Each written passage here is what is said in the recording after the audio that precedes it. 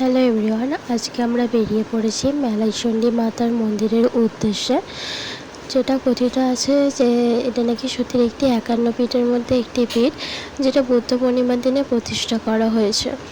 আজ সেখানে অনেক অনুষ্ঠান হয়, যা পাঁঠা বলি, লাঠি খেলা, অনেক কিছু হয়। তোমরা যদি এসব কিছু দেখতে চাও তাহলে তোমরা দুপুর 12টার মধ্যে সেখানে পৌঁছে যেতে পারো, তাহলে তোমরা সব কিছুটাই দেখতে পাবে। এছাড়া সেখানে সন্ধ্যের সময় করে মেলা বসে, অনেক অনুষ্ঠান আর হয়।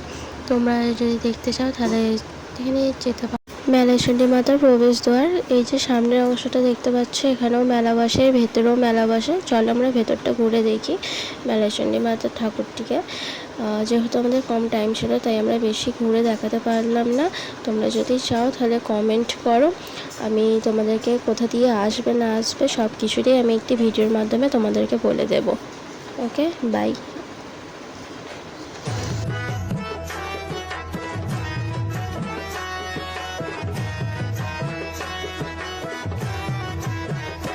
একবার নাচো নাচো গো শ্যামা নাচো।